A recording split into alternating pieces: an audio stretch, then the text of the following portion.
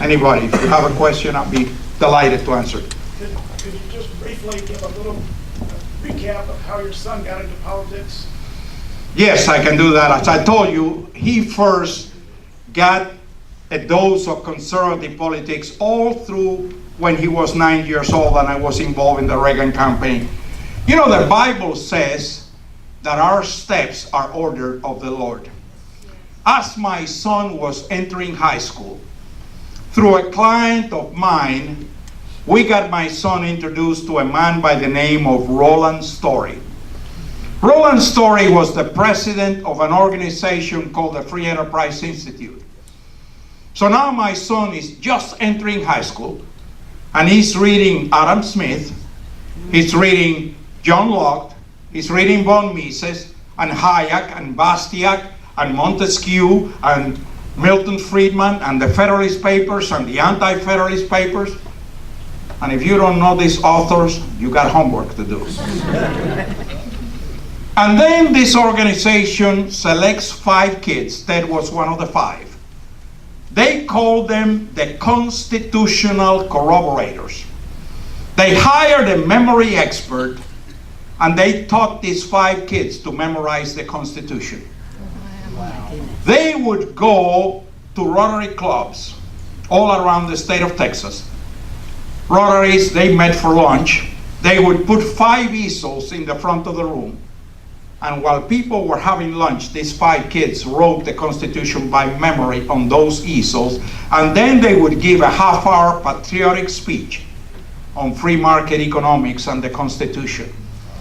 For the next 4 years, they gave approximately 80 speeches on free market economics and the Constitution, about 20 per year. Before my son left high school, he was passionate about the Declaration. He was passionate about the Constitution. He was passionate about free markets, about limited government, about the rule of law, and that passion became like fire in his bones. And let me tell you the reason I know that my son will not compromise those principles in Washington is that that fire is as alive today as it was over 30 years ago. Any other questions? Anybody else? May I ask one? Yes, certainly. Recently, the president has started to open up relationships with Cuba, has started to lift sanctions, has started to do other things that elevate standing Castro and so forth, and continue to keep, it would seem, the citizens downtrodden. Mm-hmm. What is your take on this? Should we be doing this, or should we continue a very strong policy? Let me tell you, this decision by Obama is totally disastrous. But it goes in line with the policy of Obama of appeasing our enemies and basically playing dead in front of our enemies. Just look what he did with Iran. Trying to negotiate with people that have vowed to kill us, that call Israel the little Satan and call America the great Satan, that chants all across Iran, death to America. And we are negotiating with them? And we shun President Netanyahu? As a matter of fact, Obama sent his political operatives to go campaign against Netanyahu in Israel. Unprecedented. But I'll tell you what, concerning Cuba. You know, Cuba has been one of the greatest exporters of terrorism throughout the world. In the 1970s, there were Cuban communist guerrillas fighting in a communist insurrection in Angola. For the last 30 years, Cuban guerrillas have been fighting with a communist organization in Colombia called the FLRC. Even to this day, they are training camps for the FLRC in Cuba. As a matter of fact, a bunch of people that are wanted by the FBI in this country, including murderers, are in safe haven in Cuba. Just a month before, Obama offered this thing to Cuba. A merchant ship from Havana was stopped in Panama. It had sacks of sugar on top, weapons underneath the sugar going to North Korea. Castro is still involved in international terrorism.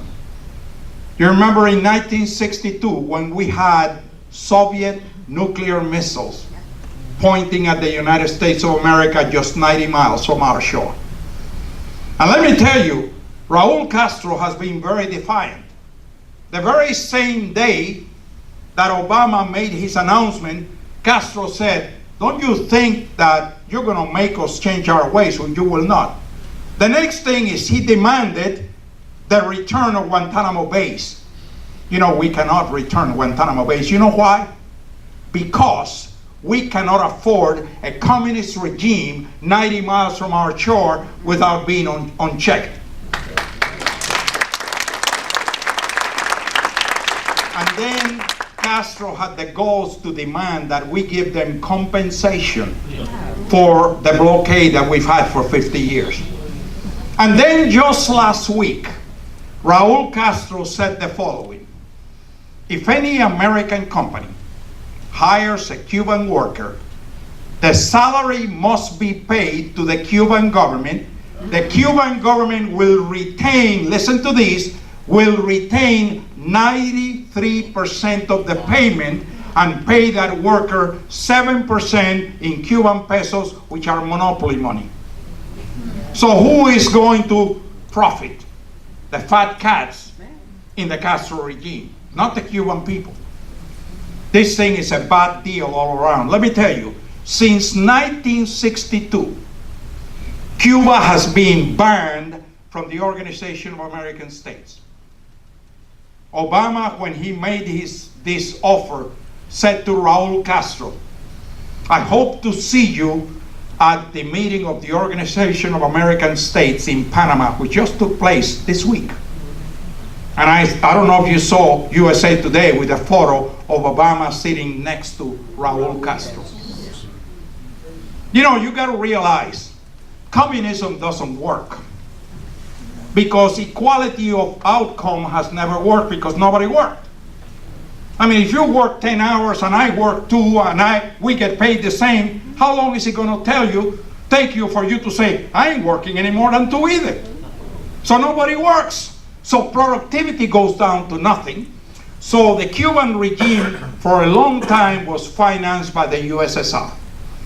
When the USSR crumbled, Venezuela, Chavez picked up the tab.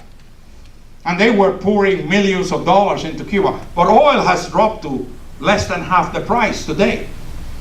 So Venezuela is hurting financially. So now when the Cuban regime was shaky, perhaps at the front of crumbling, here comes Obama to throw him an economic lifeline and to strengthen the Cuban regime. This is disastrous, but it's typical of the Obama administration. Well, he's out to destroy us. Oh, of course. Any other comments or questions? Yes. Can you clarify something for me? You said that we must get rid of the IRS, yet for the federal government to exist in any level, that includes defense, infrastructure, and so forth, they need tax revenue. How are we to do that? Well, let me say this. The government doesn't need the amount of tax revenues that they're taking, because I'll tell you what. Remember, anything the government gives you must first take away from you. But let me tell you something. If you let's look at a couple of inversely proportional relationships. Number one, the bigger the government, the lesser your freedom. The smaller the government, the more freedom you have. Same thing is true with taxation. The higher the taxes, the less freedom you have. The lower the taxes, the more freedom you have. Do you realize that America has the highest corporate tax rate in the world? In the world. That's why we have companies sending jobs overseas, because they'd rather pay the lower tax rates in another country, in some banana republic. And I'll tell you what, You don't get more revenue by raising taxes. You know how President Reagan helped? Again, I repeat, like I repeated earlier, the government cannot create jobs, but the government can make the environment appropriate for the private sector to create jobs. You know how 8 million jobs were created in the first 5 years of the Reagan administration? Reagan dropped the top tax rate from 72% to 28%. Cut them in 2/3. And you know what? Revenue increased. It didn't decrease. Because, as a matter of fact, let me give you an extrapolation. Let's suppose that the government taxed the rich at 100%. Let's just confiscate all the money the rich have. Well, those people that have all that money are the ones that are building the factories, are building all the business. They're the ones that create the jobs. So you will confiscate all the money they have. And we spend it. What are we going to do next year? You already took all the money from those rich. Now they can't create any jobs and they don't have any more money to give you. What's going to happen the next year? The whole country will go bankrupt. You don't increase the economy by increasing taxes. You help the economy by letting people keep their hard-earned dollar and put them to work in the economy. That's how we build the economy. Not by higher taxes, but by lower taxes.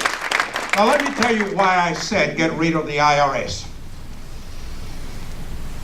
You know, many people have advocated for what's called the fair tax, which is basically a consumption tax. But in order for the fair tax to work, you must first totally eliminate the IRS. Let me tell you why. Look at England, look at Mexico. They both have a value-added tax. But you know what? They also have an income tax. If we do not get rid of the IRS and we propose a fair tax, they will give us the fair tax in addition to the income tax. So you must get rid of the IRS to do a consumption tax. Now, what my son is proposing, because of the difficulty of getting to the fair tax, he's proposing a two-step procedure. Let's first go to a flat tax, because we can do a flat tax very quickly. Let's just make the tax a low, across-the-board tax. Now, the way you help the very poor is you have some personal exemptions that, in essence, give a break to the people that are at the lowest level. But you reduce the taxes to the least common denominator. Once we can do that, we can dramatically reduce the size of the IRS. And that gets us a long way to take the next step then and go from that to a fair tax and totally eliminate the IRS. And get rid of, you talk about a tax that is absolutely highway robbery, is the inheritance tax. How many farmers in America have lost their farms because, let's say, your grandfather bought a farm when maybe land was $1 an acre, and you are surviving in that farm, and all of a sudden you inherit that farm, and the taxes, the inheritance taxes, are millions of dollars on the valuation of that farm. So the IRS, I demand my taxes. And you have to sell your land just to pay the taxes, and you now don't have the land and you don't have any money. And they put you out of business. That's happening all across America. And it's money that you already pay taxes on. So that is immoral. We need less government, not more government. And we need to honor separation of powers. We need to honor Article 1, Section 8. We need the power that is not specifically given to the federal government, left to the states. That's what we need to do. There was another question over here.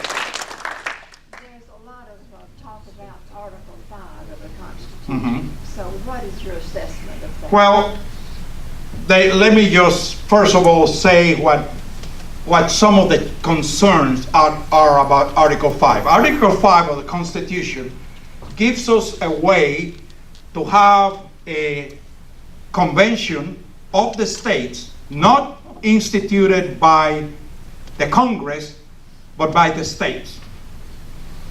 You need 2/3 of the states to do that, or 3/4. But the challenge that some people are concerned about is, can this get out of hand? Can you try to do an Articles 5 convention to say, pass a balanced budget amendment, and all of a sudden have it get out of hand and have a half a dozen things occur? Now, some constitutional scholars, like Mark Levine, say, no, you can do a constitutional Article 5 convention just limited to one issue. But that is where the I would say the discussion is going. Now, we are getting close. I think there are now over 30 states that have signed on, or pretty close to 30 states that have signed on for an Article 5 convention. So there is a lot of desire across the country for an Article 5 convention. As I say, the concern that there remains is, can you keep it to some very specific issues or just one issue without it getting out of hand? Can you keep it to where the states control it and not politicians in Washington basically hijack? But there's another challenge. And the other challenge is this. We have an administration today that doesn't obey the laws anyway. It doesn't make any difference what the law is. They could care less. We have a president that is acting by executive power, is acting by fiat, by decree, no different than that bearded dictator I left in Cuba. He is an imperial president. He is creating law. That is not his role. If you look at the first 3 articles of the Constitution, and by the way, if you haven't not read the Constitution, you not only need to read it, you need to study. Article 1 deals with the legislative branch. The legislative branch is the only one that has the authority to create law. And only within the confines of Article 1, Section 8. As I said, read Article 1, Section 8. Just 18 powers, 18 areas where the legislation can create law. Article 2 deals with the executive branch. The executive branch, as the word says, is to execute the laws that are passed by the legislative branch, not to create law like President Obama is doing.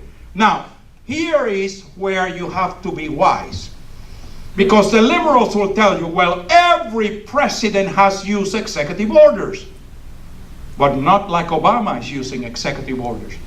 If you look in history, executive orders have been used primarily for procedural issues. To be able to implement a particular law, they will have an executive order to make the procedure of implementation easier. That's not what Obama is doing. Obama is creating law contrary to the separation of powers in the Constitution. Article 3 deals with the judiciary. Again, the judiciary has no power to create law. But activist judges all across America are creating law. Again, contrary to the Constitution. So, but the challenge is, you look at, for example, Obamacare. Here is a law that Nancy Pelosi said, we got to pass it before we read it. Now, after they passed it, the Dems read it, and they didn't like it. So Harry Reid went running to President Obama and said, we want an exemption. And you know what? They got an exemption. Did you know that Congress and the Senate are exempt from Obamacare? That's why all this controversy you hear on the TV about my son, whether he's going to go on Obamacare. My son has said categorically, I will not accept the exemption that is unconstitutional that Obama gave Congress. I will not be part of it. So Ted has said, I will not accept the special Cadillac policy that Congress and the Senate have. He said, I will not accept it. That is unconstitutional. I will not take it. So I have two choices. I either go on Obamacare or I find another form of insurance in the private sector, but I will not accept the handout of the government to treat differently the members of the House and the Senate. Okay? So that's where that comes from. He's not wanting to take the special privileges. Now then, big business that finances the Obama administration and the Obama campaigns, they said, we want an exemption. Then the labor unions who provide the foot soldiers, the community organizers for the campaigns of this administration, they said, we want an exemption. The IRS, who are the enforcers of Obamacare, they also said, we want an exemption. Well, what about we the people? What about we the people?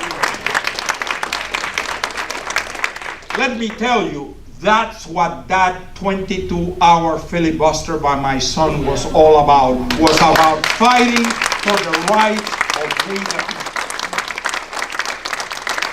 It's about time that the rights of we the people are respected. Any other questions? Yes, sir. How come then Obama, if he's doing all this stuff, which he is obviously, how come nobody's standing up and stopping him? If we got both. Well, let me ask you a question. If we file a lawsuit against Obama, who has to carry out that lawsuit? Justice Department. You think Eric Holder is going to do anything about it? No. Or his replacement, which is as bad? No. So, I mean, and as a matter of fact, it was very funny. I was at a meeting one time, and somebody cried out, impeach Obama. And somebody else said, President Biden. What a scary thought. So, the challenge is this. The Justice Department is as lawless as the president. The fox is inside the hen house. How do we protect the hen house when the fox is inside? That's the challenge we have in America today. I tell you, the solution is, let's retake America in 2016. Let's make sure we have constitutional conservatives back at the helm of this country. It is our country that many, many Americans die, shed their blood for. America is worth saving. Let's restore America to its greatness. I'll tell you what, you see these young people here. Look at all those young people like back there.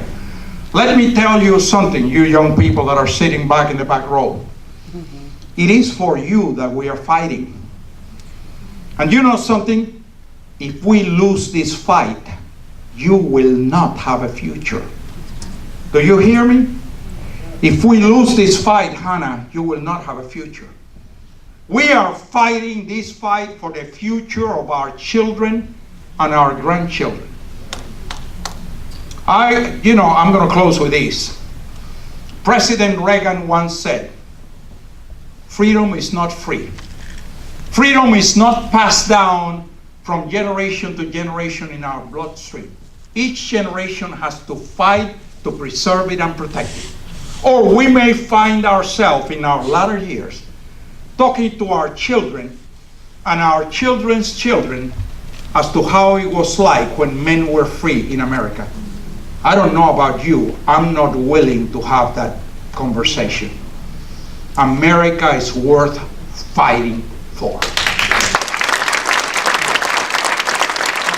I see a young man with his hand up for a long time. One more question.